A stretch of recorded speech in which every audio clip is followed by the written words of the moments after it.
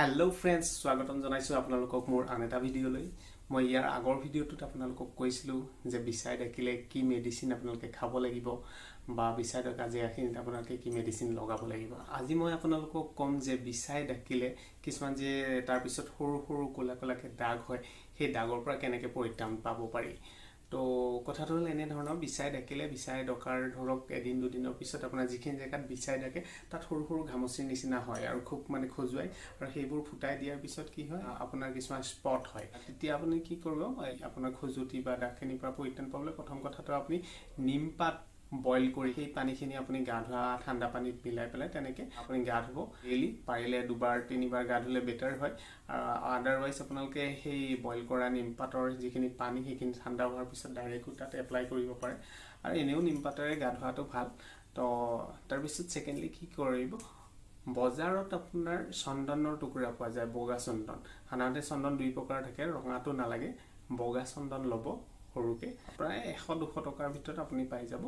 আৰু এই চন্দনৰ টুকুৰাটো অকমান পানীত তিয়াই থৈ দিব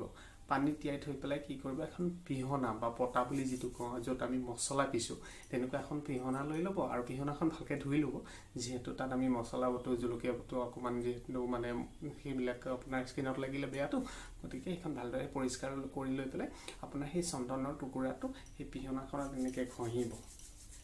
তিয়াই লব কিন্তু চন্দনৰ টুকুৰাটো আৰু পটাখনো তিয়াই লব তাৰ পিছত ঘঁহিব ঘঁহি বহুত সময় ঘঁহাৰ পিছত আপোনাৰ দেখিব এটা সৰুকে অলপমান লেপন এটা ওলাব চন্দনৰ আৰু সেই লেপনটো আপুনি আঙুলিৰে এনেকৈ উঠাই আনি পেলাই এখন প্লেটত ৰাখিব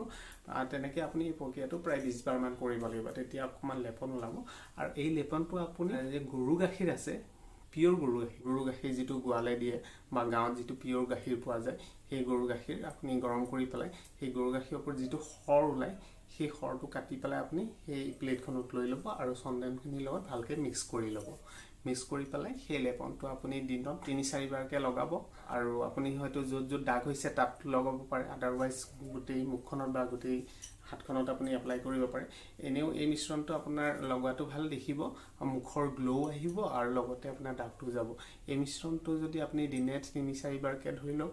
এসপ্তাহ বা 10 দিন লগায় তেতিয়া হলে আপোনাৰ যিখিনি দাগ আছে এইখিনি আপোনাৰ নাইকিয়া হৈ যাব আৰু এনে নহয় যে অকল বিসাই মানে ডাকাৰ দাগটোহে যে আপোনাৰ যাব সেইটো নহয় ই আপোনাৰ বসন্তৰ দাগ কটা চিঙাৰ দাগ বা চকুৰ তলত যিটো আপোনাৰ ডাৰ্ক সাৰ্কেল পৰে সেইবিলাকো আপোনাৰ নাইকিয়া কৰাত সহায় কৰে এতিয়া এইটোটো হৈ গল আমাৰ ধৰি লওক এটা প্ৰাকৃতিকভাৱে কুসুম কৰাৰ এটা উপায় গল এতিয়া এলোপেথিক যদি লগাই তেতিয়া হলে আপোনাকে এলোপেথিকও লগাব পাৰে ঠিক তেনেদৰে এলোপেথিকও আপোনাৰ বসন্তৰ দাগ বিসাই ডকাৰ দাগ বা অন্য কটা চিঙাৰ দাগ সেইবিলাকতো আপুনি এলোপেথিক বেয়া লগাব পাৰে কিন্তু কথাটো হ'ল কি যে কেঁচা ঘাট কিন্তু এপ্লাই নকৰিব মই যি দুটা অইনমেণ্টৰ কথা এতিয়া ক'ম এতিয়া মাৰ্কেটত এটা অইনমেণ্ট পোৱা যায় বহুতে জানে অৱশ্যে এইটোৰ বিষয়ে নকলেও হয় এইটো হৈছে নো মাৰ্কছ ভালকে আহিছে নাই কেমেৰাত মই নাজানো আপোনালোকে এই নো মাৰ্কছটো যিকোনো দাগত লগাব পাৰে আৰু দিনত 2-3 কে আপোনালোকে লগাব পাৰে যিখিনি জায়গাত দাগ হৈছে তাত এনেকে লগাই থব হলে আপুনি হানিও ৰাখিব পাৰে আৰু এই অইনমেণ্টটো যদি আপোনালোকে সেই এসপ্তাহৰ পৰা 10 দিন মানে আপোনাৰ দাগটোৰ ওপৰত ডিপেন্ড কৰিব কিমান বেছিকে হৈছে জেনেৰেলি আপোনাৰ এসপ্তাহ 10 দিন বা 15 দিনৰ ভিতৰত যিকোনো দাগ ঠিক কৰি দিয়ে বসন্তৰ দাগ হলে অৱশ্যে সময় লাগে তেতিয়া মই নকওঁ যে এসপ্তাহতে ভাল হ'ব তেতিয়া হয়তো আপোনাৰ এমাহ 2 মাহ 3 মাহ সময় লাগিব পাৰে আৰু ইয়াতকেও এটা ষ্ট্ৰং আছে যদি আপোনাৰ বেছিকৈ মানে দাগ হৈছে তেতিয়া হলে নো মাৰ্কছৰ সলনি আপুনি ইউজ কৰিব পাৰে মেলালাইট ক্ৰীম কিন্তু মেলালাইট ক্ৰীমটো অলপ ষ্ট্ৰং হয় আৰু মেলালাইট ক্ৰীম যদি আপুনি এপ্লাই কৰে তেতিয়া হলে জেনেৰেলি আপুনি বাহিৰত সূৰ্যৰ পোহৰত নাযাব আপুনি যদি মেলালাইট ক্ৰীম লগাই পেলাই বাহিৰত যায় তেতিয়া হলে আপোনাৰ যিখিনি জায়গাত মেলালাইট লগাইছে সেইখিনি ৰেডনেস আহিব মানে ৰঙা য'ত লগাই থ ৰঙা দাগ মানে বহুতেই ষ্ট্ৰং হয় তো ইয়াত পাৰিলে অলপ পাতলকৈ লগাব আৰু পাৰিলে পৰাপক্ষত ৰাতি শোৱাৰ সময়ত লগোৱাটো বেটাৰ তো মেলালাইট ক্ৰীম নেক্সট আৰু আমাৰ আৰু এটা আছে যিটো আপুনি জানে বেটনভিট চি বুলি আছে তো বেটনভিট চিও লগাব আৰু বিভিন্ন ধৰণৰ মাৰ্কেটত অইনমেণ্ট পোৱা যায় তো এইবিলাক যদি লগাই তেতিয়াহলে দাগৰ পৰা আপুনি পৰিত্ৰাণ পাব পাৰিব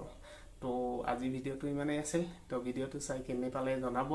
যদি ভাল পাইছে তেতিয়াহলে লাইক কৰিব শেয়াৰ কৰিব আৰু যদি আপুনি মোৰ চেনেলটোত নতুন তেতিয়াহলে মোৰ চেনেলটো প্লিজ সাবস্ক্ৰাইব কৰি দিব তো আজিলৈ আহিছো পুনৰ লগ পাম এটা ভিডিঅ' থ্যাংক ইউ